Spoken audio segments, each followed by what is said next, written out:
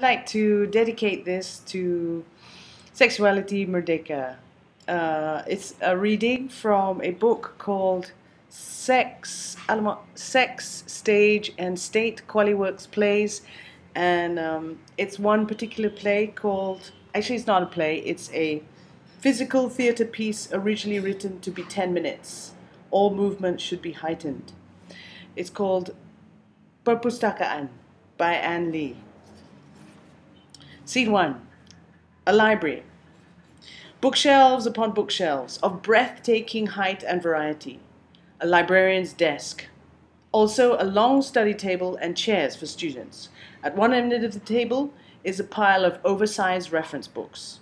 Beneath the shelves at the desk sits librarian, busy with stamping book return slips and putting books away. It is tedious work, but librarian is diligent. Enter girl in secondary school uniform, wearing a scarf loosely over her head. She vaguely knows her beauty, but isn't interested in it.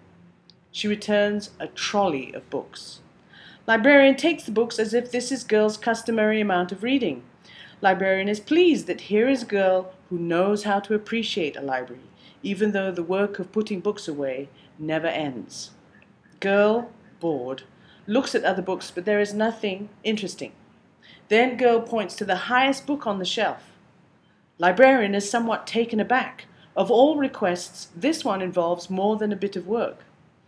Girl asks again for the highest book. Librarian has no choice but to get it. Exit librarian. Enter librarian with the tallest ladder that ever there was. Librarian climbs the ladder to get to the book. While up there, librarian asks part facetiously if girl would like any other book from the top shelf. Girl declines. But librarian packs a few anyway and starts to descend the ladder.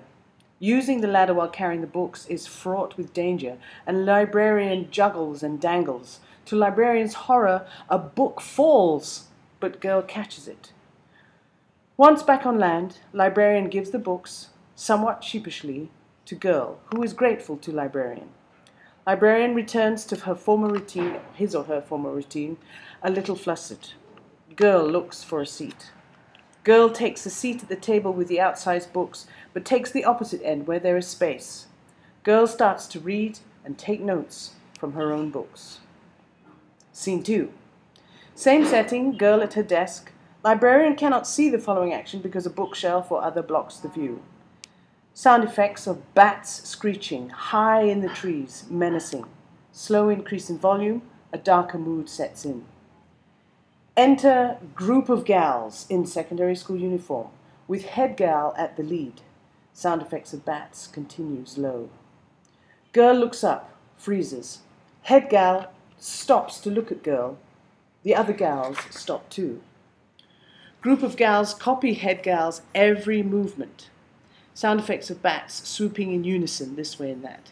Head gal whispers to the other girls. Group of gals laugh. Sound effects of bats volume up. Head gal comes close to girl, picks up a book and drops it. Beat. Girl bends down to pick it up. Head gal picks up another book and drops it. Girl does not bend down at first. Head gal waits. Girl picks up book. Head gal is triumphant, knocks over other books, pulls girl's hair. Girl resists, but it is too painful. Group of gals look on, not sure what to do. Exit head gal. Exit group of gals. Beat. Girl puts the books back in the order they were, eventually settles back down to working. Scene 3. Same setting. Girl has fallen asleep at her desk. Sound effects. Geese barking. Enter head boy and bunch of boys in secondary school uniform, roughing each other up. One boy wears a hat. Sound effects of geese continues. Girl awakes. Head boy, charming, stops to look at girl. Head boy comes nearer as to the others. Girl stands up suddenly. Bunch of boys stop before coming too close. Beat. Head boy extends his hand to girl. Girl hesitates. Head boy takes girl's hand. They dance. Bunch of boys watch, impressed. Boys then dance with one another, handsome buffoons creating havoc. Enter librarian, tells them to be quiet, and moves on. Exit head boy with a flourish to girl, followed by a bunch of boys. As they exit, boy steps back from the rest and lingers a while to look at girl. Boy tries to give hat to girl, who doesn't notice. Boy is yanked away by a bunch of boys and exits with the rest. Girl tries to go back to her studies, but now she cannot concentrate. She puts her feet up on the table, paces around. Girl then notices the 3 outsized books. She looks at the title of the first, picks it up, then opens it. Scene 4. Sound effects, sudden blast of paperback desert adventure, whirling winds and sandstorm, lightning. Girl tries to protect herself against the wind and sand. Sound effects of a horse neighing, galloping. Rider bends down and steals her away. Blackout. Scene 5. Lights up. Girl is not at her desk. Sound effects of pages fluttering. Books clutter remain on the desk. Beat. Boy peeps in. Sound effects, the pages stop fluttering. Boy sees girl is not there, looks for her. Finally, boy sits at her desk. Boy leaves hat conspicuously where girl cannot miss it. This may be an elaborate, imaginative process like building a Heath Robinson or Rube Goldberg machine. Then boy smells girl's scarf, her pencil case, caresses her pencils, imitates girl's movement. Boy takes out water bottle to drink from, picks up the second oversized book and opens it. Scene 6. Sound effects, blast of high South China Seas adventure, pirates and kings, blowing winds, crashing seas. Boy's shirt is ripped off, revealing bandages wrapped around her bust. Boy is made to walk the plank, the desk. Boy falls off. Sound effects, a giant splash. Above set, a yacht mast with seafaring flag moves from stage left to stage right. Sound effects, foghorn amid seagulls. Blackout. Scene 7. Pitch black. Sound effects, moist, dampness, forest. Slow drips of a liquid thicker than water become apparent. Girl is present. As space widens, it is possible to see and sense a world of rubber trees. Lines cut out of bark, diagonal, winding. White latex visible, dripping, small white cups. Girl tries to make out her surroundings. Bodies dressed in black, with lines winding around their bodies, latex dripping into small white cups hung over genitalia area. She comes to with a sharp intake of breath. Blackout. Scene 8. Library. Lights up on the desk where the last textbook remains untouched. Enter librarian. Exit librarian. Enter librarian again. By double take, librarian has noticed girl is absent. Librarian approaches the table and looks closer, curious, concerned. Librarian picks up oversized book but doesn't open it, instead looks at the cover and does not recognize it. Then librarian picks up scarf and white shirt. Librarian examines the white shirt, then the scarf, tries the scarf on, then catches her or himself, becomes disgusted and horrified. Librarian blows a whistle. Live sound. Blackout. Scene 9. Blackout continues. Flashlight, utter mayhem, live sounds, sound effects of blasts of whistles and gruff voices. Enter Special Bomb Squad, like ninjas in black, lithe, efficient, stealthy, also grotesque, with trombones and tubas protruding from their bodies underneath the black.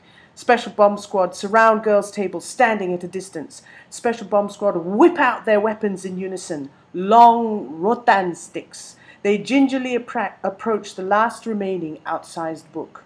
Their sticks, coordinated like high-tech surveillance cameras, hover over the book, as if it were 10 times bigger, combing the sides. Suddenly, in unison, they smack the rotan down on the desk next to the book, threatening whatever is inside to come out. They wait, but nothing comes out. One whacks down his or her rotan stick onto the desk, then another and another and another until there is a frenzy of whacking rotan on the desk. But still nothing comes out. Exits special bomb squad, grumbling, irritated, exhausted. Scene 10. Pitch black, back at the rubber trees. Now low small pools of warm light come from the cups that hold candles, lit candles. As the warmth widens, it is possible to see that girl has now climbed one of the trees. Legs are either side of a rubber tree's neck, very comfortably. Enter boy, flying with a sudden loud yelp and rough fall, as if from a trampoline off stage. Boy lands at the foot of the rubber trees, then gets up and looks at girl. Boy is happy and excited, tries to climb her tree. Girl fends him off. Boy tries to shake girl down, but girl holds fast. Girl makes the boy climb his own tree. Boy does, at first clumsily. When boy reaches the top, rubber trees start to sway, sensuous. Boy looks at girl, reaching, smiling. Girl looks out, smiling. Girl then extends her hand to boy. They hold hands. Lights out. Scene 11, library. It now looks like a designated crime scene. Red, white tape around desk area. Flashing yellow road construction lamp lights. Librarian returns, furtively to the table. Librarian picks up the last textbook, then opens it. Sound effects of live sound, a sudden blast of brass. Final blackout.